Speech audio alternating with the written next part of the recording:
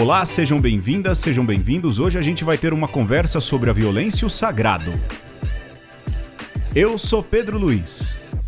E eu sou Alexandre Ferreira. Muito bem, Alexandre. Hoje o programa daqueles sérios, em que nós estamos aqui cada um com um cachimbo na mão, hein? Cabeçudos, estamos aqui com um cachimbo na mão. Eu mesmo, nesse exato momento, estou aqui com um copo de uísque, embora não beba, né? Mas, e de roupão, gravando. Ah, fundamental, estar de roupão. E no meu caso, eu estou com um copo de leite. Um copo de leite. Eu também A estou, flor. nesse momento, com um monóculo. Então, você que está aí do outro lado, imagine que estamos devidamente trajados para esta ocasião, assim, bem filosófica, bem teológica, bem antropológica e, por que não, antropofágica, hã? O ar está assim coberto de uma fumaça. Sim. Dos cachimbos incensos. Muito bem. Alexandre, bom, vamos parar de falar. Já que a gente já começou desse jeito tão estranho, as pessoas devem estar imaginando a gente da maneira mais estranha possível, hein? Já pensou? A pessoa está ouvindo a gente pela primeira vez, o que está pensando agora? Olha, se você chegou aqui pela primeira vez, se prepare. Tende a piorar. Com certeza o pior programa de todos é o de hoje. É. Sempre o que a gente lança, e quando não tem convidado, a gente lança o pior programa. Aliás, falado em programa, o último, agradecer o Danilo Franco, e a repercussão foi positivíssima, né, Alexandre? Olha, foi muito bom. Pra nós também aprendemos um monte, né, Pedro? Bastante mesmo, bastante. O Danilo, eu já venho conversando com ele aí, vai entrar também no elenco. A gente vai ganhando um elenco fixo aí, né, Alexandre? Fixo móvel aí, né? A gente viu que sozinho não dá, né, Pedro? Às vezes falta assunto, não. Mas tem muita gente boa aí que a gente pode dar voz. A nossa intenção é sempre essa, não é, Alexandre? A gente conhece muita gente boa que pode ajudar a enriquecer aí uma série de reflexões e é uma alegria bem grande mesmo quando a gente consegue acertar calendários, datas e trabalhar temas que acabam assim influenciando bastante e ajudando os ouvintes. A gente faz com muito gosto e, de novo, a gente quer agradecer aí os participantes, dessa vez o Danilo Franco, né? E porque o papo também nunca se esgota, tá aí esse programa com o Danilo que é prova disso. A gente vai conversando umas coisas, vem outras já, e a ideia é, de alguma maneira, continuar esse papo em outros episódios. E sim, não só, né, sobre direito, justiça, mas também outras coisas que vão aparecer. Temos projetos, logo chega. Alexandre, o jogo é meu hoje. E vamos lá. Correndo para lá e para cá, como estou, hoje eu resolvi recorrer aos testes da Capricho. Né?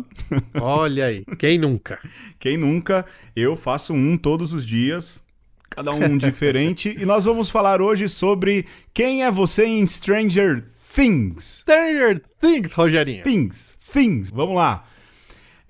Eu te mandei aí Você já assistiu essa temporada toda, não? Do Stranger Things? Já, muito Things. Boa. Você gostou? Quebrou os clichês, até mesmo em termos de narrativa. Eu gostei bastante. Eu acho que só fica bom lá pros 35 minutos do último episódio. Nada. Não, essa coisa de desconstruir o grupo, de formar pequenos núcleos, eu acho que deu certo. Me instigou. Não, valeu a pena, eu acho que valeu a pena. Agora eu descobri que a menina que faz lá o papel da sorveteira é filha da Uma Thurman, rapaz. Só podia ser, né? Pois é. E o crush que eu tenho na Uma Thurman me fez pensar que ela poderia ser a minha filha, então. Se a Uma Thurman tivesse me encontrado olha lá atrás. Olha só, né? no universo paralelo. Pois é, no Pedroverso.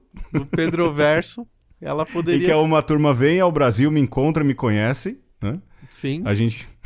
Ou você está lá andando pelas ruas de Nova York. Nova York. Olha, já pensou? Um abraço, Uma Thurman. Olha só, eu já estou imaginando a cena. Você andando nas ruas de Nova York, faz ali uma coreografia de luta, ela acha graça, vão tomar um café no Starbucks. Exato. Depois passearmos no Central Park. Tudo acontece. Foi... Na Terra 326, a gente. Pode ser que isso já tenha acontecido. Né? No multiverso da loucura. Alexandre, vamos lá. Quem é você em Stranger Things? Vamos lá. E aí a gente precisa. Começa aí. Vamos fazer junto, né? Eu faço o meu, você faça o seu. A primeira pergunta é: escolha um desses objetos. E aqui está um cubo mágico, uma lanterna, um walkie-talkie, uma câmera, um taco de beisebol, um boné, meias coloridas, um capacete ou uma lousa. Qual objeto você escolhe? Cubo mágico.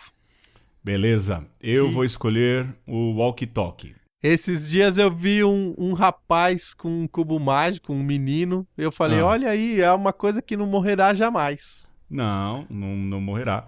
Eu escolhi o walkie-talkie porque quando eu era menino, o meu sonho era ter um walkie-talkie. Aí não teve e foi fazer podcast. Não, você sabe que quando eu comecei a trabalhar na Santa Ifigênia ali, lembra do viaduto Santa Ifigênia que tinha um monte de marreteiro? Agora tá menos, né? Sim. Eu comprei um walkie-talkie, eu falei, vou falar. Ninguém queria falar. Ninguém queria falar. Você botava sua irmã debaixo da cama? Não, a gente ficava ouvindo, como é que fala? Rádio pirata. Rádio pirata. Que a gente conseguia... Não, rádio pirata não, rádio amadora. Rádio amador também. E a gente achava engraçado. Frequências. Pois é. Mas tá aí, vamos lá. Segunda pergunta. Saudade do chat do UOL. Chat do UOL, quem nunca? Vamos lá, Alexandre. Foi assim, rádio amador, chat do UOL e grupo da família do Zap. É a evolução da vida. Ai, rapaz, olha, eu agradeço a Deus que eu não tenho grupo da família do Zap. Não tenho. Os grupos, alguns são profissionais, alguns de gente querida. Tem o nosso, não é, Alexandre? Sim. Que muda. Aliás, precisa reunir esse grupo, hein? E vamos aí, né? Não são muitos grupos que eu participo, não. Alexandre, vai, a segunda pergunta. Vamos lá. É sua? Como seus amigos te descrevem? Fofa, inteligente, cheia de atitude, misteriosa, tímida, determinada, parceira, doida ou tranquila? Tá tudo no gênero feminino, hein? Teste da Capricho. Da Capricho. Como? Meninos não podem responder esse teste? Hein? Pode. Mas pois meninas... estamos dois marmanjos aqui respondendo o teste da Capricho. As meninas, quando entram num outro site, não vê as coisas no masculino? Pois é, tem isso. Tem razão. Bom, como é que meus amigos me descrevem? Rapaz, eu devia perguntar. Vou lançar uma enquete aqui no Instagram pra perguntar, peraí. Mas eu acho que tranquilo. Ô parceiro. Tranquilão. Eu sou tranquilão. Tranquilo. Inteligente, Alexandre. Você é inteligente. Modéstia à parte é inteligente. Eu engano. Eu falo aí pra você. É que não tem a opção aqui cheia de manias. Todo dengoso. Abraço o Martinho Wagner, que é fã desse cara. Vamos lá. Como você está se sentindo hoje? Bom, nós estamos gravando esse programa. Não vou datar, né? Não. Mas hoje exatamente, eu estou me sentindo... Tem as opções aqui. Feliz, exausta, triste, animada, brava, impaciente, apreensiva, com sono ou com fome. Certo. Rapaz, eu tô uma mistura de uns 3 aqui. Qual que tá batendo mais alto aí? Eu vou pôr apreensivo. Apreensivo. E você? Eu vou colocar exausta. Porque... Exausta. A minha alma está exausta. Esse negócio de construir casa não dá certo não, né? O trabalho... Hoje eu fiz um monte de coisa aqui... Nessa altura do campeonato, e ainda sei que tem mais algumas coisas pra fazer. O Alexandre, além de estar dando um trato no Cafofo, ainda tem que preparar aula e cursos, né? E outras cocitas más. Quem disse que esses caras não trabalham? Vamos lá. Como está o seu coração, hein? Vamos lá, Alexandre, você. Vamos lá. Muito bem, o Crush é meu namorado. Sem ninguém, mas muito bem. Não estou apaixonado agora. Apaixonada, mas é complicado. Eu namoro, mas está um pouco desgastado. Cheia de crushes. Tenho um crush específico, mas agora que não vai... Mas acho que não vai rolar. Namoro? Tô fora. Não sei dar um nome para o que estou tendo. Risos. Vai lá, Alexandre, responda. Olha aí. Eu vou responder muito bem. O crush é minha namorada. Aê! Beijo, abraço, Renata. Bom, vamos lá. Eu sou um eterno apaixonado, né? Olha aí. Mas eu vou aqui, como padre, responder, certo? Certo. Sem ninguém, mas muito bem. Muito bom. Não se comprometa. Não me comprometo. Vamos lá. Você escolheria ir vestido de qual desses personagens para uma festa de Halloween? A primeira, Hermione Granger. A segunda, Mônica de Friends. A terceira, Arlequina. A quarta, Elsa. A quinta, Betty Cooper. A sexta, Mulher Maravilha. A sétima, Katniss. A oitava, com o uniforme de La Casa de Papel. E a última, um unicórnio. Eu iria fantasiado de... Só personagem feminina aqui. Eu ia de Hermione, que eu acho a Hermione uma fofa. Hermione é top. Ligeirinha, espertinha. E você, Alexandre? Olha, eu iria de unicórnio. Lógico, Alexandre sendo Alexandre. Né? Apesar de ter alguma conotação errada aí no mundo... Nos submundos das internets, mas eu vou de unicórnio com a pureza do coração. Tá bom, então, vai. Vai, a próxima pergunta. Próxima. Quem é você no grupo de amigos? Vamos lá. Sou mais na minha, mas sempre estou atenta a todos. Com certeza a que mais fala. Sou um pouco autoritária e às vezes bato boca com a galera. A famosa parça, pra mim, não tem tempo ruim. Curto mais... Faltou risos aqui, porque tem risos, né? Desculpe. Na redação. Você quer que eu refaça? Eu quero. A famosa parça, risos. Pra mim, não tem tempo ruim. Exclamação. Curto mais ficar sozinha mesmo. Sou quem dá as ideias de rolê. Sou aquela que nunca sabe o que está acontecendo. Sou praticamente a mãe do grupo. Sou a mais racional. Bom, vamos que lá. É você aqui, na balada. Então, na real, eu sou aquele que gosta de ficar sozinho. É verdade. Mas quando diz respeito a amigos, eu sou talvez o que fico mais na minha, mas estou atento. Ou mais racional. Não sei. Agora, nossa, que teste existencial difícil. Eu acho que você poderia colocar esse aí do... Sou mais na minha. Mais na sua, mais atento. Eu sou o cara que menos responde nos grupos. Vamos lá. E você? Eu vou colocar com certeza que mais fala. Bom, vamos lá. A melhor pergunta de todas. Qual superpoder você gostaria de ter? Super força, telecinese... Cura, regeneração, invisibilidade, teletransporte, metamorfismo, voo, superinteligência ou falar com animais? Eu sempre respondo teletransporte. Teletransporte. Porque equivale a voo. Você teletransporta pro alto e vai depois teleportando, entendeu? Sim, e é coisa de preguiçoso, né? O quê? Teletransporte. Rapaz, hoje de manhã eu corri 7 quilômetros. Me deixa. Vamos lá, e você? Eu vou de metamorfismo. Você... Eu prefiro ser. Do que você... Vamos supor que você fosse o mutano. Quais seriam os 3 animais que você seria o metamorfo? Com certeza tinha que ser um dinossauro. Qual? Um Velociraptor? Olha, Velociraptor. Quando eu era criança, era o meu dinossauro preferido, com aquela garra gigante assim, ó. Velociraptor, sim, com certeza. Aí eu acho que tinha que ter algum bichinho microscópio. Pode ser um tardígrado. Eu também gosto, lógico, bastante também. Saudades do Porões da Sacristia, hein? Agora você voou longe. Ou saudade mundo quântico da Marvel. Vai lá. E o outro bichinho? Podia ser um saguizinho. Um saguizinho. Desses que estão alimentando na rua aí. Bem esperto assim, ó. Que entra em qualquer canto.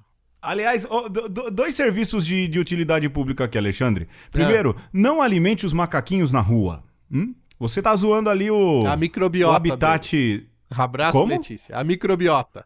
Não é microbiota. Isso aí é lá dentro, pô. Você tá zoando o ambiente, porque eles ficam mais fortes e acabam derrotando os outros. Eu li que eles têm que se lascar na vida também, porque a vida é assim, feita de lascagem. E segundo, se vacine pro sarampo, hã? Porque tá feia a coisa. O que Agora vale... sim, abraço, Letícia, porque da vacina é ela. O que vale pro macaco vale pro homem também, tem que se lascar de vez em quando também, não? Na natureza. Ué, o que é uma vida sem se lascar um pouco? Vamos lá, meu Deus, esse teste. Vamos lá. Escolha uma frase icônica da série. Bom, primeira, ela é nossa amiga e ela é louca. Ótima. Eu poderia se dizer sobre muita gente sobre isso. Acho que prefiro observar as pessoas do que falar com elas. Amigos não mentem. Manhãs são para café e contemplação. Eu posso ser um namorado muito mal, mas acontece que eu realmente sou uma babá muito boa. A vida é mais do que só meninos estúpidos. Às vezes acho que estou enlouquecendo. Se alguém perguntar por mim, eu saí do país. Eu sou silencioso como um ninja. Olha aí. Bom, eu seria... Talvez acho que prefiro observar as pessoas do que falar com elas. Ou, no atual momento, às vezes acho que eu estou enlouquecendo. Qual que vai ficar? Eu vou na loucura. Tá bom. Eu vou, que louco. E você? Eu vou colocar a vida é mais do que só meninos estúpidos, né? Tá certo. Pai de menino agora. Porque é uma parte bonita também da terceira temporada, né? Cara, ó, a Max, melhor personagem de todas, viu? Melhor mesmo. Bom, tá calculando aqui, eu sou a Nancy Wheeler. A menina badass que dá tiro de 12 no Demogorgon, olha lá.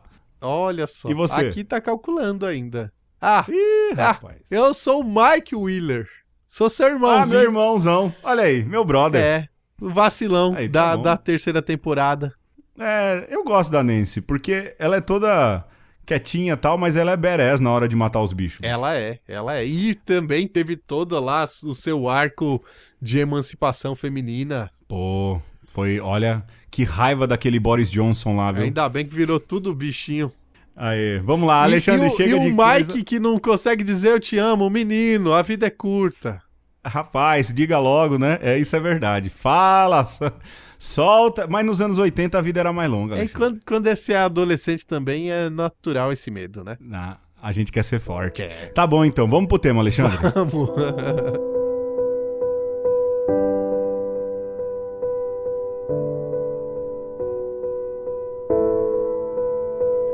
Nas sociedades primitivas, não existe, entre a não-violência e a violência, o freio automático e onipotente de instituições que nos determinam tão mais intensamente quanto mais seu papel é esquecido. O religioso sempre procura apaziguar a violência e evitar que ela seja desencadeada. As condutas religiosas e morais visam a não-violência de uma forma imediata na vida cotidiana e, muitas vezes, de forma mediata na vida ritual, paradoxalmente, por intermédio da própria violência. O sacrifício reencontra a totalidade da vida moral e religiosa, mas somente após um desvio bastante extraordinário. Entretanto, não se deve esquecer que, para ser eficaz, o sacrifício deve ser cumprido no espírito de pietas, piedade, característico de todos os aspectos da vida religiosa. Começamos a perceber porque ele representa ao mesmo tempo um ato muito culpável e muito sagrado, uma violência tanto ilegítima como legítima.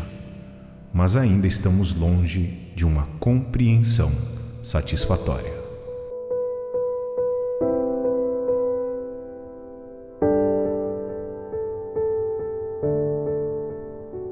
Bom, nós acabamos de ouvir aí um trecho do livro A Violência e o Sagrado, do René Girard. O René Girard é o quê, Alexandre? É um filósofo? É um sociólogo, antropólogo? né? Sociólogo. Desses que faz tudo, né? Ele é cara da humanas, né? Aí, esses caras que atrapalham a vida. Fica né? Problematizando. Abraço vai entrar. Não, deixa eu falar. Não, sem abraço. Esse não ganha abraço. Pois é, e ele tem um livro que fala sobre a violência e o sagrado. Depois ele tem um outro que fala sobre o bode expiatório. E talvez Na minha opinião, assim, esses dois ajudam bastante a entender essa questão da violência e do sagrado. Mas uma teoria que me chama bastante a atenção dele, eu vou tentar aqui ser talvez o mais sucinto possível, é que ele fala da mimesis, da necessidade de se imitar.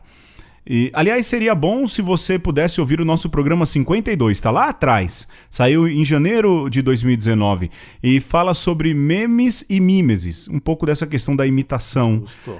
E ele fala da violência mimética e de como é que surge isso, Alexandre. Você deseja o bem do outro e é interessante que no decorrer do livro ele diz que quase sempre a gente vai desejar o bem do outro. Quase que a questão da cobiça, né? E porque a gente não tem esse bem, vai acabar se utilizando da violência para se obter esse bem. Então ele fala de um ciclo de violência que acontece o tempo inteiro e que essa violência vai aumentando. Por exemplo, ele usa ali Caim e Abel como um exemplo claro. E chega uma hora em que você precisa do sacrifício de um bode expiatório que carregue sobre si toda essa questão da violência. E aí cesse a violência como tal. É interessante que mais na frente ele elege, então, por exemplo, dentro do cristianismo, Jesus como esse grande bode expiatório, que faz por fim esse grande sacrifício que acaba aplacando essa necessidade de violência, fora todo o arcabouço moral e ético que vem. É uma obra de fôlego. A gente lê René Girard faz tempo, eu acho. Você leu faz tempo, Alexandre? Desde a graduação na filosofia, os professores apresentam René Girard, na teologia também, porque é uma chave de leitura para o fenômeno da religião e também de como nós, como seres humanos, temos essa sede pelo sagrado, né? Agora a questão é o que é esse sagrado, né? Por que ele se apresenta de diversas formas em diversas religiões? E aí o René Girard faz uma releitura, quase que como que uma arqueologia daquilo que é o ser humano, e chega a essa conclusão, né, que para mim é uma chave interessante de leitura, não acho que seja a única, mas que nos ajuda a entender, sobretudo, por que às vezes uma pessoa religiosa ela tem essa sanha ou encontra na violência um sentido, que deveria ser algo, principalmente para nós cristãos, né, Pedro? Como você falou, depois de Jesus Cristo, que é o ápice dessa figura, que é o bode expiatório, ou o Cordeiro de Deus, ou Exato. o animal, ou o ser que é sacrificado para a divindade. Como que nós, depois de Jesus Cristo, ainda convivemos com a violência e encontramos sentidos religiosos para ela? Estava lendo um artigo, e me ajudou bastante, viu, Alexandre? Me ajudou bastante mesmo, que é um artigo do Joanildo Buriti, sobre a onda conservadora na política brasileira e se ela traz o fundamentalismo ao poder. Lógico, ele fala ali mais especificamente do Brasil, mas ele faz um resgate ali e me fez ler, adivinha quem? Jacques Derrida. Olha quanto tempo que não lia Jacques Derrida. Derrida é interessante. Você sabe que o Jacques Derrida é interlocutor de Joseph Ratzinger, né? Sem Eles dúvida. têm um texto junto, inclusive para falar das razões de se crer na contemporaneidade. Olha, É uma coisa boa, hein? Derrida, coisa fina. Hoje você pode ver que a gente tá nojento. Fomos obrigados a ler para fazer esse programa, hein? Nos outros a gente não lê. Não. Mas na verdade, não por isso, mas a gente queria ser bem cuidadoso pra gente fundamentar bem o que tá falando, não é? Alexandre, beleza, vai. Violência e religião, isso tá sempre ligado no começo, não?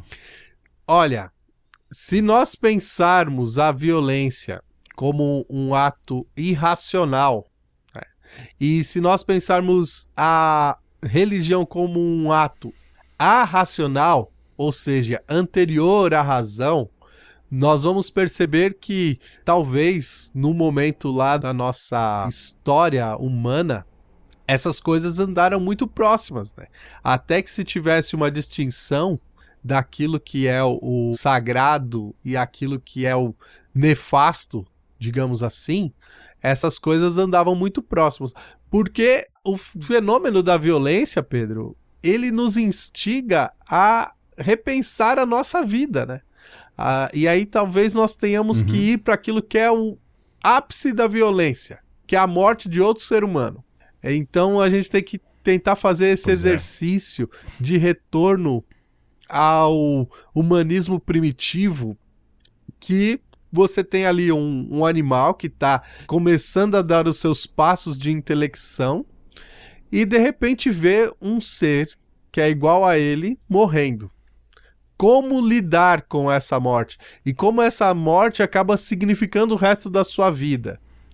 Então, se é a morte por um animal, se é a morte por outro ser humano, tudo isso vai gerando aí um arcabouço que, de alguma maneira, vai interferir na consolidação do fenômeno religioso, né? E o conseguir sair dessa situação de simplesmente agora é cada um por si, estamos permitidos a matar todos e qualquer um, o ser humano teve que aprender a lidar com isso e, nesse sentido, o fenômeno religioso foi da onde surgiu esse sentimento de paz, né? Ou a busca pela paz, ou a paz como um ideal, ainda bem rudimentar. De novo aí, recorro o Girard, que coloque fim a um ciclo de violência, né? Porque há duas coisas aí que você estava falando que eu acho que soam interessantes. Eu lembro que quando a gente tinha a fenomenologia da religião, se falava de onde você pode identificar ali o começo do discurso religioso. A primeira, nessa que você falou, do homem que percebe que é um ser finito. Né? A partir do momento que ele consegue, é um pouco a intelecção, mas a partir do momento em que ele se percebe um ser finito, ele começa a perceber também que ele precisa zelar pelos mortos, honrar os mortos e dar ali o valor que a vida precisa ser dada.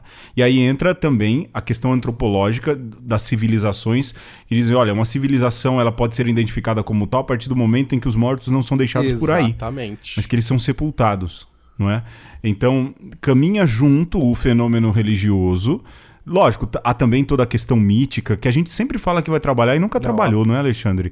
A gente poderia conversar sobre isso um dia. Mas uma coisa caminha totalmente relacionada à outra, essa percepção de finitude e também o fenômeno religioso como um jeito de se aplacar ou pelo menos fazer com que o ser humano pensante, consciente de si, tenha subterfúgios para encarar essa barra que é viver sabendo da finitude. Porque isso, de fato, é um dilema existencial terrível. E aí eu gosto de recorrer também a um outro estudioso da religião, que é o Rudolf Otto, que tem uma obra chamada O Sagrado, onde ele vai identificar o sentimento mais primordial do sagrado com o terror, né? Aquele sentimento do ser humano do assombro. Então, para o ser humano primitivo, a divindade, sobretudo, era alguém que lhe causava um terror. Alguém da tribo ou da família morreu. Morreu porque, de repente, uma cobra picou. E aí se entende que essa potência da cobra de poder matar um ser humano não é algo desse mundo, é algo sobrenatural. E aí você tem todo o pesar por aquele que morreu, e aí começa todo o desenvolvimento do honrar os mortos, mas também, de alguma maneira, de colocar este ser que é capaz de tirar a vida num patamar como, olha, esse daqui é um portal para um outro estado de vida. Aí tem a identificação dos totens, também do zoomorfismo das divindades primitivas, e depois o próprio ato do sacrifício. A esse animal, ou a esse totem, ou a essa divindade, para que você aplaque a ira dela e ela não tire vidas. Justamente. Isso tem uma relação direta. O Alexandre usou aí a cobra, a serpente, não é? Lógico, os judeus podem me criticar, os teólogos cristãos também, os biblistas também, mas aquela história ali, serpente... no deserto, serpente de bronze colocada, ela tem uma relaçãozinha com essa questão de totem, não é? E mais ainda isso depois desemboca em Jesus Cristo, porque Jesus fala, né? Depois que o Filho do Homem for elevado, na verdade João, o evangelista, fala, né? E coloca essa questão de totem, né? Quando o Filho do Homem for elevado, então todos aqueles que para ele olharem é quase o sentido também antropológico desse totem, desse sacrifício, né? E aí é bom lembrar o que significa sacrifício, sacrificere, é o tornar sagrado, é através de algo que você oferece à divindade, você torna algo agora consagrado. Sem dúvida. Mas é uma morte, né? É o oferecer uma vida. E hoje a gente tem uma certa distância, né, da ideia de sacrifício com tornar sagrado. Mas o sacrifício, ter algo sacrificado, é você entregar algo a Deus, à divindade. E é como se você dissesse para a divindade: olha, mexe com esse daqui, eu te ofereço essa vida, mas não mexe na minha, não mexe na vida dos meus. E aí a gente pode voltar ao René Girard, que diz que isso gera, de alguma maneira, um pacto capaz de gerar a sociedade. A sociedade capaz de existir, porque além desse pacto com a divindade, nós acabamos estabelecendo este pacto também entre nós, entre os seres humanos. Então, a vida humana, ela se torna sagrada porque nós somos capazes de identificar que o outro ser humano tem a mesma vida que eu. Nós participamos de uma mesma existência. Alexandre, acho que a gente poderia ir mais pra frente, mas eu acho que a gente também poderia perder uma graninha agora com os despatrocinadores e a gente volta. Vamos nessa. Vidas pela vida, vidas pelo reino, vidas pelo reino. Todas as nossas vidas, como as suas vidas, como a vida dele, o Marte Jesus. Vidas pela vida, vidas pelo reino, vidas pelo reino. Todas as nossas vidas, como as suas vidas, como a vida dele.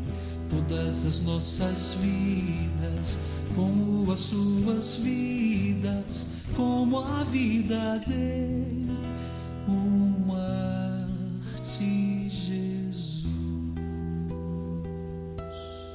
Nós estamos falando hoje sobre violência e religião. Um discurso pertinente nos dias de hoje, porque vemos uma escalada da violência atrelada a um discurso religioso, e o pior, um discurso religioso cristão.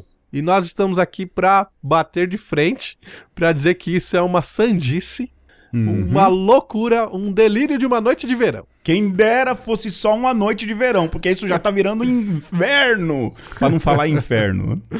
Ou para 100 dias, né? Ai, rapaz. Ou tá 1000 difícil. anos. 1000 anos. Olha aí, Jean Delumeau, hein? 1000 anos de felicidade. Olha o milenarismo aí.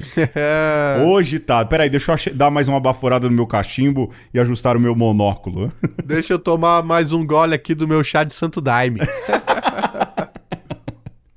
Ô, Alexandre, mas a gente tava falando de violência e eu tava me lembrando que num grupo de pesquisa que eu participei agora nesse semestre sobre psicologia e pastoral, um pouco ética e pastoral, se falava muito da questão da psicanálise, né? É uma área que eu gosto bastante.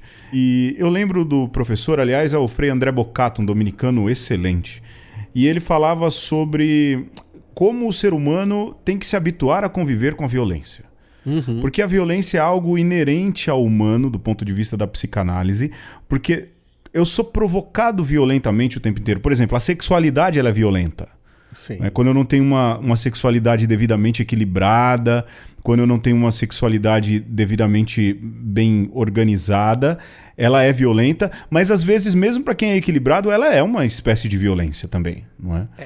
do ponto de vista da psicanálise, da antropologia, até da performance, vamos assim dizer, ela pode soar ali um tanto quanto violenta. E ele falava, o outro é violento. Por mais que eu viva pacificamente com alguém, o outro sempre vai ser violento para mim. Ou seja, ele fala dessas relações, de que a violência ela acaba permeando a vida humana, né? Então não dá para fugir dessa questão da violência e da humanidade. Ela sempre vai caminhar junto. Assim, você está no ônibus e senta uma pessoa do seu lado, você está num elevador lotado e entra mais uma pessoa, você vai entrar num cruzamento dirigindo seu carro e alguém passa na sua frente. A existência do outro é a primeira violência que a gente sofre. Mas, assim, isso tem que ser bem entendido. E talvez a gente não entenda muito bem isso possa soar estranho no primeiro momento, porque nós vivemos sobre um pacto civilizatório. É sempre importante voltar a essa ideia do pacto. Porque, como nós não exercemos a violência total, muitas vezes a gente esquece que faz uma pequena violênciazinha. E quando isso machuca o outro e o outro não revida, a gente vai normalizando, né? Sim. Vai naturalizando a coisa. Sem dúvidas. E aí, dando um passo para frente, essa questão da violência e do outro, ela é por demais interessante, mas acho que a gente precisa dar mais um passo, porque a gente agora pode entrar nessa seara, violência e cristianismo, né? Lá atrás, nós havíamos dito que Jesus era o bode expiatório, ou o Cordeiro de Deus, o Cordeiro sacrificial, que oferecido de uma vez por todas deveria aplacar esse sentimento de violência, da questão da mimética lá do René Girard, ou essa questão da violência do outro, ele deveria aplacar e ser assim o sacrifício definitivo, não é? Foi violento, foi cruento. Carta aos Hebreus. Exato, carta aos Hebreus. E de uma vez por todas não há necessidade mais de se fazer esse sacrifício. No entanto, por mais que do ponto de vista teológico isso seja uma verdade incontestável, a gente vê, e a gente consegue verificar isso no nosso tempo, o Alexandre dizia isso agora no retomar do bloco, de que persiste esse jogo, essa dança de cristianismo e violência, né? E quando você pensa na religião de Jesus, né? Aí o judaísmo. Na religião... Exato. Na religião que Jesus viveu, você tinha lá o templo e você tinha lá o sacrifício dos animais.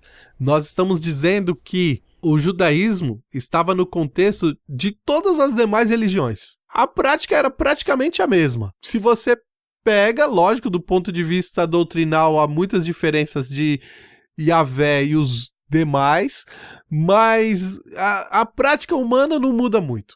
Jesus nos propõe algo totalmente novo. Cessem os sacrifícios, tanto que nós, católicos, insistimos na ideia do mantemos o sacrifício, mas ele agora é incruento na missa. O sacrifício eucarístico nos coloca num outro patamar.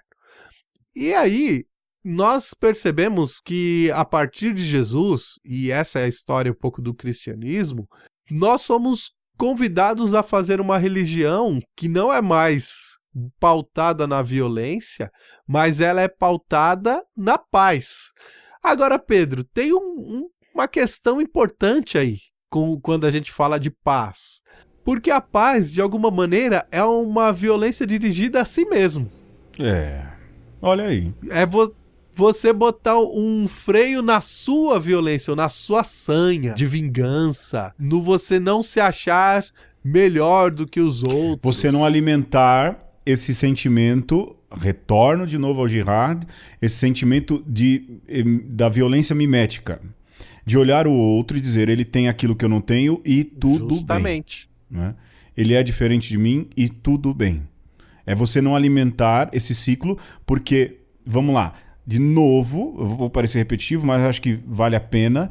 Não há mais necessidade para os cristãos, porque o sacrifício definitivo que bota fim a esse tipo de espiral de violência foi feito por Jesus Cristo. E o ensinamento do Cordeiro, eu acho que aqui vai uma outra questão, o ensinamento do Cordeiro, o ensinamento desse que se colocou em sacrifícios, o ensinamento de Jesus Cristo é de que sejamos mais empáticos. Sal da terra, luz do mundo, as bem-aventuranças, tive fome, vós destes de comer, tive sede, me deste de beber, ou seja, são comportamentos éticos e morais que, introjetados vagarosamente, são quase que como um antídoto a essa violência mimética.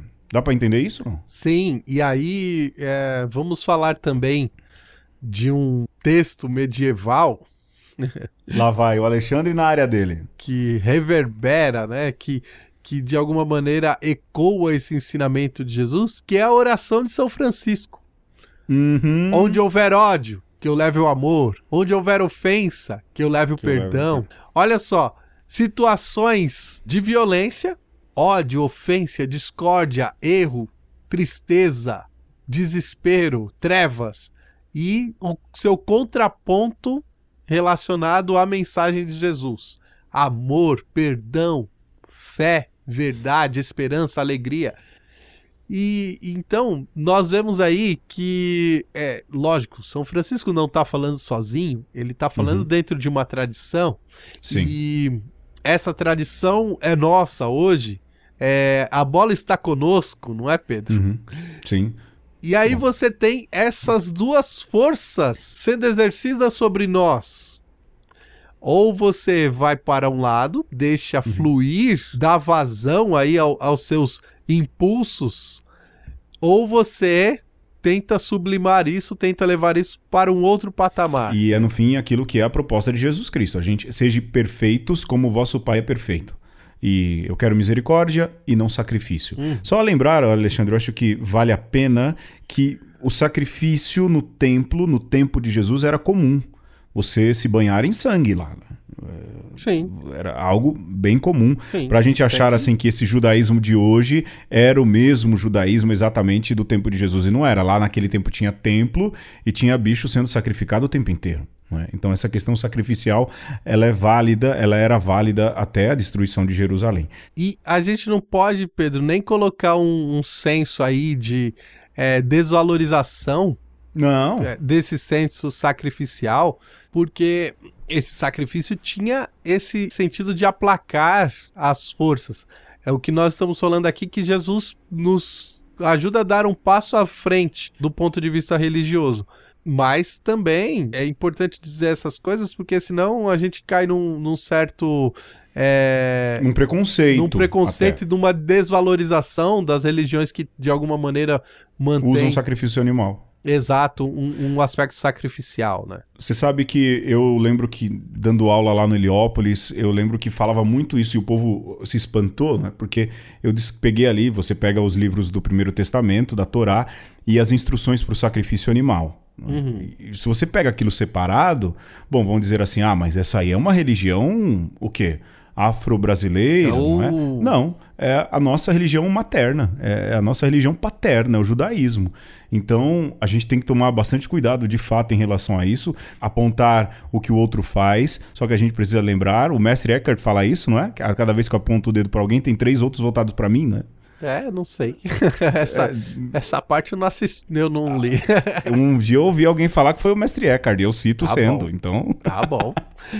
Mas, Alexandre, persiste o problema maior, que na verdade a gente não está conseguindo chegar ainda, mas que é essa tensão entre violência e o cristianismo. Sim. Porque hoje a gente vive uma sanha belicista no cristianismo. Hoje a gente vive uma sanha armamentista no cristianismo, mas ainda a gente vive uma sanha saudosista de uma época em que o cristianismo era violento. Me explico. Há hoje uma coisa por cruzados que não a moeda, mas os cruzados, os cavaleiros cruzados, que eu não consigo entender. Como em pleno 2019 a gente vive isso. Eu tenho lá uma teoria, né, mas eu não entendo como isso persiste nesse tempo. Eu entendo. Vai lá. Qual o teu palpite? Eu dou o meu. Então, se nós pensarmos neste aspecto da formação religiosa intrincada com a formação social, quando você vê um grupo convocando as armas, ela está lutando por uma identidade. E aí você vê o mimetismo da violência como se fosse assim, o nosso grupo está autorizado a exercer a violência sobre o outro grupo porque nós estamos do lado certo da história, né? Ou do lado do Deus certo. E isso, de alguma maneira, reforça o seu sentimento identitário. Se você pensar lá nas cruzadas, lá atrás, do meio da Idade Média, você vai perceber isso. Era um belo pretexto para você pegar um monte de gente que estava à toa, estava exercendo a violência entre si, e canalizar para exercer a violência sobre um outro grupo que era totalmente distinto. No caso, né, dos cristãos lutando contra os muçulmanos, em defesa de uma terra santa. Então você tem uma justificativa boa, né? Na cabeça deles era uma boa justificativa para promover uma guerra. E ainda além, quem promoviam essas cruzadas geralmente eram outras pessoas muito interessadas. E não era o povão, né? É sempre aquilo, os interesses e a massa de manobra. Tinha-se interesse no comércio em Jerusalém, tinha-se interesse muito sobre o que você poderia ganhar de dinheiro na Terra Santa, pilhagens, tesouros, e aí, lógico, entravam os cavaleiros que iam, na loucura, tentar algum tipo de fama, algum tipo de coisa, mas havia quem controlava isso, aquilo que o Alexandre disse. Talvez uma boa leitura sobre os cruzados seja o livro Os Templários, de um cara chamado Pierce Paul Reed.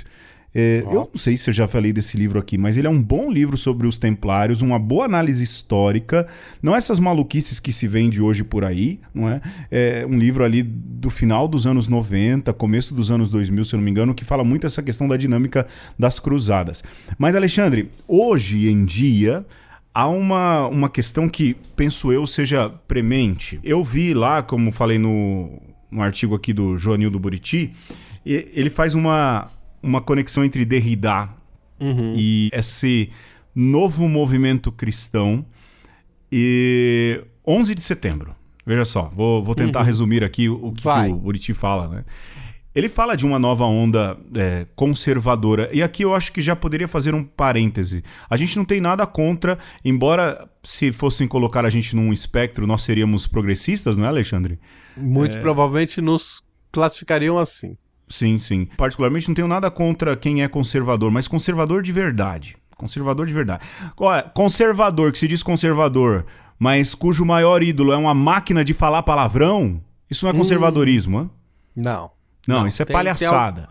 Tem alguma coisa errada aí no seu conservadorismo. Muito, muito. Conservador que se diz conservador e segue gente que só fala de órgãos sexuais, de órgãos excretores e tudo que tenha pra falar é sempre ligado a uma coisa ou outra. O que acha engraçado piadinhas de quinta série D, olha, isso não é conservadorismo. E hoje há uma onda de gente que se diz conservadora, que na verdade de conservadorismo não tem nada. Isso aí puxa mais para uma questão de fundamentalismo. Fecha o parêntese, mas ele dizia, e é interessante, ele fala de 11 de setembro. Ele coloca ali como ponto fundamental dessa virada neoconservadora, neocruzada, porque a partir dali, de fato, surge um inimigo que é invisível. Se coloca o Islã como grande inimigo, não é? Essa turma coloca, também encabeçado pelo pensamento maluco do cristianismo norte-americano, e a partir dali, diz o Buriti, que você tem um novo inimigo invisível, que antes era o comunismo. Você vê como a gente está atrasado aqui no Brasil, né? Que agora que chegou a onda anticomunista aqui no Brasil, né? O tal inimigo invisível. Mas ele dizia, no artigo, que uma vez que se surge esse inimigo, esse grande inimigo que precisa ser combatido, o Islã, você gera o tal do comportamento autoimune. Aí entra o tal do Derrida, não é o Jacques Derrida. Que ele fala, você vai tentar se proteger como um sistema imunológico desses ataques que vêm de fora e daquilo que a gente acaba julgando sendo ataque de dentro. E como é que você defende? Se encasulando num discurso conservador. Mas não num conservadorismo, como deveria ser na acepção da palavra, mas no conservar o seu próprio status. Dá pra entender o que eu tô dizendo? Sim. A questão identitária. Exato. E aí você se fecha numa dinâmica de, primeiro, essa questão identitária.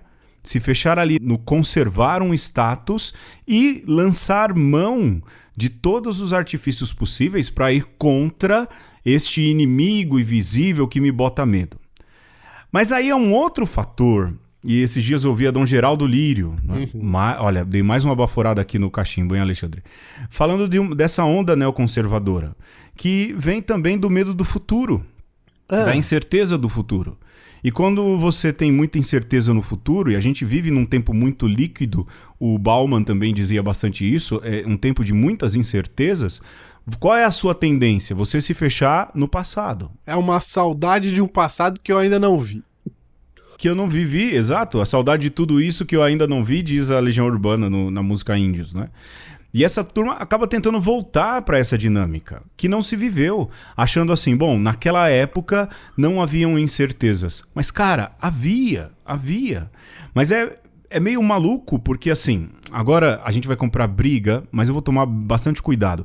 Esse novo tipo de cristianismo, que é um cristianismo que às vezes se coloca com o nome de pentecostal, neopentecostal ou carismático, de teologias que muitas vezes se distanciam daquilo que é o projeto original proposto por Jesus Cristo, por teologias que muitas vezes são muito mais egocêntricas, individualistas, e isso também acontece no seio católico. Esse tipo de teologia acaba permeando essas igrejas que formam esse tipo de pensamento identitário, e aí isso também vem entrando e trazendo influências no cristianismo católico, que historicamente, pelo menos de um tempo para cá, sempre foi um cristianismo mais voltado ao próximo. E hoje em dia a coisa vem se invertendo também. Daí a entrada desse pensamento de cruzados, entendeu? Deu pra entender a relação que esse cara faz? Sim, olha, vou retomar um pouco essa ideia lá do 11 de setembro, que me parece que é algo pontual, pertinente, mas eu acho que não é só isso. E um outro fenômeno bem próprio nosso aqui do Brasil. Aliás, tá no mundo inteiro, mas a gente vê isso também no Brasil, né? Então, vamos pensar aí, por exemplo, aqui no Brasil, das torcidas organizadas. Você já deve ter visto, né, Pedro? Aqui em São Paulo, quando você tem aí um grupo, sei lá, a Gaviões da Fiel encontra a Mancha Verde. Aquelas pessoas envolvidas naquele encontro, elas deixam de lado a sua identidade, a sua personalidade, para fazer parte daquela malta,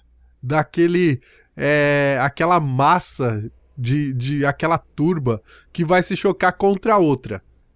Isso é tão louco porque você, ao mesmo tempo, esses grupos eles se identificam como diferentes, mas são a mesma coisa. Para gerar esse encontro que muitas vezes vai dar em quebra-pau, né? Às vezes até morte e tudo. E tudo em nome de uma identidade. A gente poderia dizer muito facilmente que é quase como que uma religião para essas pessoas, né? O seu Corinthians, né?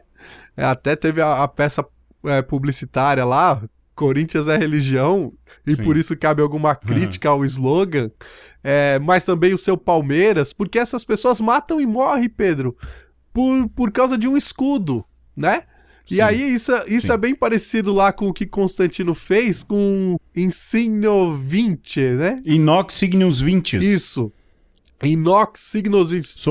Sob esse símbolo venceremos. Sobre esse símbolo venceremos. O imperador do Império Romano, Constantino, sabe que tem aquela massa de cristãos por todo o Império e sabe que com o símbolo do cristianismo, ele agora tem essa massa que pode ser canalizada para o ataque aos seus inimigos.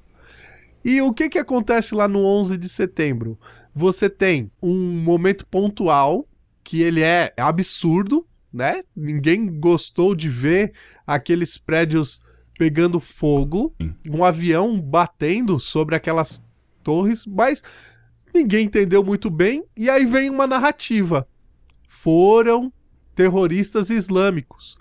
Olha só, Sim. Você tem o mote perfeito agora de uma violência extrema que vai ser capaz de juntar todo o Ocidente, aqueles que se identificam de alguma maneira contrários a essa ideia terrorista, que até hoje não se sabe muito bem quem eram e quem provocou, mas você tem razões suficientes para juntar essa turba e ir ao ataque.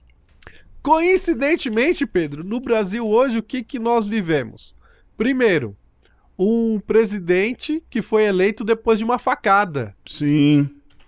Muito mal explicada. E dizem, e eu li em fontes confiáveis, que ele mesmo disse, agora acabou a eleição, ganhei, não é? Porque se torna vítima sacrificial. Pois é, e inclusive o rapaz que fez essa facada, que teria desferido essa facada, nem condenado foi. Não, porque é inimputável, né? Essa é que é a verdade, porque é inimputável, enfim. E também é muito interessante que naquele dia os seguranças do presidente ou do candidato naquela época se preocuparam mais em defender o agressor do que o agredido. Uhum. O que não é a dinâmica comum, né? Você tinha um mote suficiente para conclamar essa massa agora para dizer nós temos que lutar contra esses comunistas que aí estão.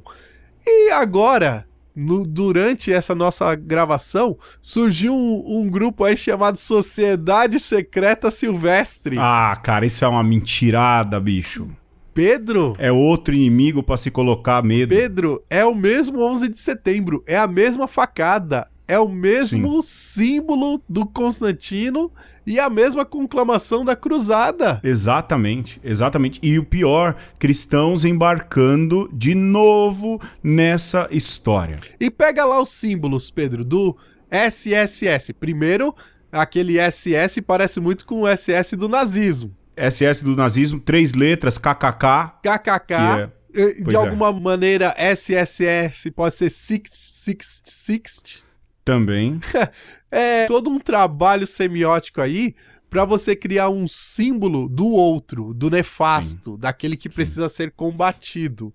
E aí você vê o cristão médio, né? Esse cristão que encontrou um motivo para sua luta, uma bandeira para se colocar debaixo, endossando a violência e de alguma maneira utilizando até mesmo do seu sentimento religioso para combater um mal que na verdade é um mal fabricado por aqueles mesmos que estão te convocando para essa briga. E despertando, de novo, aquilo que deveria não estar adormecido, mas ao menos domado no coração cristão. Sim. Porque é inadmissível hoje em dia, nesse tempo em que vivemos, um cristão afirmar, por exemplo, que as cruzadas foram algo que teve um mínimo de benefício. Cara, não teve. Não. Partindo do princípio que é o discurso de Jesus Cristo, não há algo justificável hoje que justifique uma nova cruzada. Aquele era um outro tempo. Os tempos hoje são totalmente diferentes, né? Outra coisa, não há o que justifique, sabendo o que sabemos de Jesus Cristo, dentro da tradição cristã católica, aqui falamos como católicos, algo que, de novo, reedite a violência em nome de Deus. Isso é inadmissível. E qualquer discurso que esteja ligado a isso, belicista, militarista, combativo, isso distancia o cristão daquele que é o que lhe dá o nome Jesus Cristo. Porque nada é mais anticristão do que qualquer proposta violenta, do que qualquer proposta belicista, do que qualquer proposta totalitarista. A questão é que mesmo que nós estejamos completamente convencidos da necessidade da paz, nós vamos ter que lidar com essa contradição interna do ser humano que de alguma maneira quer a violência e que de alguma maneira a sociedade em que nós vivemos hoje, né, o patamar que nós vivemos hoje enquanto sociedade humana, ainda não é o ideal. Né? E talvez nós vamos ter que abrir mão de algumas coisas para ser a sociedade, e aí não estou falando nem do ponto de vista escatológico, estou falando ainda do ponto de vista execuível nesse mundo. Nós estamos longe de ser uma sociedade ideal para nós vivermos enquanto ser humano. Né? Por quê? Mesmo que você, Pedro, nós tenhamos essa convicção da importância da paz, nós ainda precisamos de um mundo onde exista polícia, onde exista exército, e nós queremos que tenha cristão no exército. que tenha cristão na Sim. polícia. E essas pessoas Sim. talvez terão que exercer a violência, pegarem armas em nome da defesa da sociedade. Sim. A gente não tem essa visão ingênua também, né? Sim, porque é uma questão de que a paz ela é feita através desses meios, porque nem todos os seres humanos estão dispostos, na verdade, a agir de modo pacífico, a estar de modo pacífico, a conter a sua própria violência. Então, mas o ponto é que nós não podemos justificar isso do ponto de vista cristão, né? A única justificativa cristã que nós achamos para haver um soldado cristão, um policial cristão, é que eles estão defendendo o indefeso. O bem comum. Né? Estão defendendo aquele que não pode se defender. E eu, como um cristão médio, um cidadão, abro mão da minha possibilidade de violência porque sei que tem essas pessoas nesta posição. Há quem faça. Há quem faça. Há um controle social para isso. Então, eu assino embaixo essa regra social para que haja mais paz do que haveria se não houvesse polícia, nem exército e todas essas coisas, né? Agora, nós poderíamos falar diretamente para quem é cristão e fica aí nesses grupos pró-gun, pró-God, pró-life aí. Que se veste de soldado romano. Cara, você quer mais absurdo do que isso? Um cristão, em nome da religião ou mesmo de uma questão fantasiosa, se vestir de soldado romano? Pois é. Porque quem tirou a vida de Jesus Cristo foi um soldado romano. Quer contradição maior do que essa? Não tô falando de peça que se faz em igreja, porque aqui os meninos, na peça na paróquia, nas que você também passou, se vestiam. Mas essa questão, de novo, eu recordo essa questão belicista. E você se trajar como um soldado romano para dizer que ali se está em nome de Cristo é uma contradição fora do comum. E, de novo, é um discurso burro e antagônico àquilo que Jesus Cristo propunha, até do ponto de vista histórico, porque quem matou Jesus foram soldados romanos. Você está fantasiado em nome de Cristo, daqueles que tiraram a vida de Cristo, meu Deus do céu. E é isso que eu gostaria de dizer para essas pessoas, Pedro. Quando você faz isso, quando você vislumbra essa possibilidade, você está dizendo para o comunista, peguem armas. Você está dizendo Sim. para o Exército da Libertação Nacional da Colômbia, vocês estão certos. Você está dizendo lá para o Exército Zapatista, olha, eu quero ser igual a você. E essa é a grande contradição. Você está dizendo para o Estado Islâmico. Exato, para o Boko Haram. Estuprem as mulheres cristãs. E então, assim, veja, você tem duas alternativas. Ou você se iguala ao violento, ou você procura uma alternativa não violenta e talvez mais inteligente, e que aqui é o grande X da questão, que muito provavelmente vai botar a sua pele em jogo, e isso ninguém quer fazer. Acha bonitinho a arminha, acha bonitinho quando o deputado que era militar fala que matou não sei quantos. Mas você não quer estar do outro lado da boca do canhão. Não, acha bonitinho a armadurinha medieval também, que agora tá na moda, né? Usar o símbolo cruzado. Acha bonito espadinha de papelão, mas não quer estar com a cabeça na guilhotina nem na boca do leão, como os cristãos do início estiveram. Então, você quer ser conservador? Seja igual aos mártires. Seja coerente. Seja igual à igreja primitiva. Sim. Sem dúvidas. Seja coerente. Seja coerente. Seja inteligente. Sim, porque há essa onda... De novo, eu repito. Eu, particularmente, não tenho nada contra quem vem falar pra mim, eu sou um conservador. Beleza, cara. Mas seja coerente no seu conservadorismo. Porque, hoje em dia, o conservador no Brasil, a grande maioria dele, segue ou idolatra presidentes como Donald Trump, que fala verdadeiros impropérios a respeito de mulheres, a respeito de minorias, e isso não é ser conservador, cara. Isso não é ser conservador.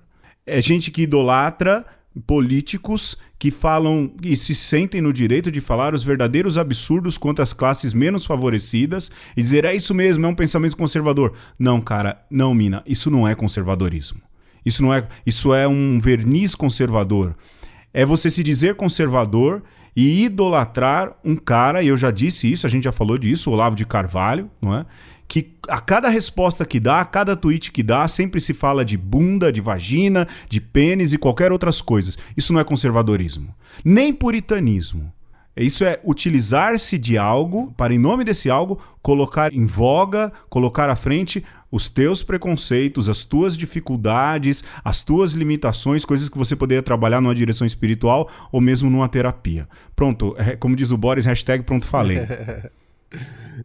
Pedro, eu acho que é isso, né? Acho que é um primeiro passo aí para essa nossa reflexão, e acho que é muito triste, né? Eu vejo isso com muita tristeza, porque no fim são os nossos irmãos e às vezes estão sendo movidos por um sentimento até de desespero, talvez até de uma indignação que deveria ser positiva, mas precisa ser melhor direcionada. Mas que acaba sendo direcionada por pessoas mal intencionadas e que no fundo tem uma só intenção: jogar irmão contra irmão, tentar de alguma maneira manter viva a chama da dor, da violência, do desespero.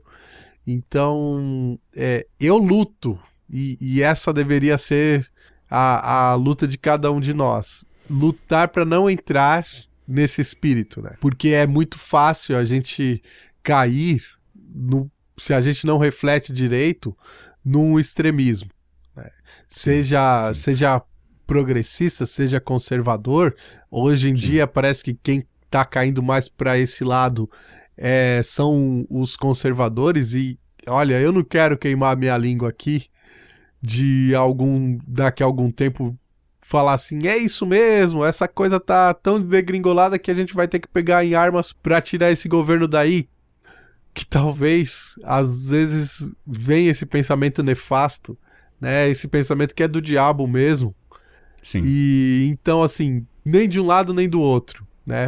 A nós cristãos não cabe isso, e a gente faz a diferença quando a gente luta essa luta interna mesmo e não se deixa levar, seja por quem for, né? Seja por qual líder for, por qual retórica, por qual doutrina. A doutrina de Jesus, antes de mais nada, nos pede que sejamos conscientes. Você não pode ser cristão inconsciente nem inconsequente. A roda gira. É óbvio, isso é natural, e o Derrida, volta ao Jacques Derrida lá, fala disso, desses ciclos que acontecem, que o Brasil foi governado por uma social-democracia. Eu não coloco... se coloca esquerda hoje em dia, não é? Mas foi governado pela esquerda durante um período, e é lógico que os antagonistas sejam de direita. Mas essa roda vai girar, cara. Vai. E talvez, tomara que um dia você se lembre, porque, de repente, o legal vai ser de esquerda ou progressista, não é? O mundo passou por uma onda progressista. Barack Obama, embora tenha uma série de reservas aí, uma série de outros primeiros ministros. O Boris Johnson, eleito lá, e que também é uma metralhadora de impropérios, esses caras vão cansar, o ciclo vai passar, a roda vai girar. E aí, vamos lá, se nós somos os liberais, ou se nos colocam à esquerda, a gente tem que ter também a coerência necessária de dizer, lá atrás falamos que a violência não servia, e ela também não vai servir mais para frente, quando a roda girar. Esse tipo de coerência é que cabe a nós cristãos. E com Cristo, mitigarmos, diminuirmos, tentarmos aplacar um pouco esse sentimento violento que é inato em nós. Chega, Alexandre, eu não aguento mais falar, eu tenho compromisso, eu tenho reunião. Eu só tenho que dizer uma coisa, Pedro, que eu sinceramente não acredito que essa roda gira tanto assim, sabe? Gira, Alexandre. Não acredito que nós estivemos numa onda progressista e agora uma onda conservadora. Pra mim, é sempre um grupo que tá acima de tudo isso, que mantém ali o fogo brando, sabe? E dá essa sensação de que a gente está decidindo alguma coisa, que está havendo esse revezamento, mas no fim, sabe? O nosso presidente é um pouco mais que a rainha da Inglaterra, sim. O ex-presidente que está preso era um fantoche dos bancos, sim. E Sim. a democracia morreu já faz algum tempo. Ave Alexandre. Olha, para endossar o pensamento do Alexandre, leia Quem Manda no Mundo do Noam Chomsky. Chega! Até semana que vem. E só uma errata, eu queria falar da relação entre Derrida e Ratzinger, mas quem tem um livro bonito com o Ratzinger é o Habermas. É, o Habermas. É uma errata ainda nesse programa aqui. Tardia. Olha, a gente agradece muito você que conseguiu ouvir. A gente tá dando agora a última baforada dos nossos cachimbos. Agora estamos voltando a usar nossas roupas normais. Estou aqui sorvendo o último gole do uísque que eu não bebo porque não gosto, mas eu queria agradecer demais a sua audiência.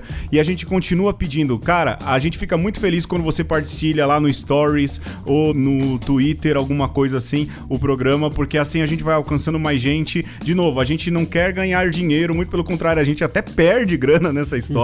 Mas ajude a gente a espalhar a possibilidade de que haja um pensamento cristão, católico, diferente. É isso que a gente pede de você e a gente agradece muito quem vem fazendo isso. Por aqui eu fico, Alexandre. E nós estamos abertos ao contraditório. Diga aí as suas razões, diga como você se sente sobre essas coisas lá no conversaconosco@gmail.com ou nas redes sociais. No SoundCloud também tem a ferramenta de comentário. Fica à vontade. E é isso, um abraço. Um beijo. E um aperto de mão. Que loucura! Até mais, falou, Pou, tchau, pou, tchau. pou.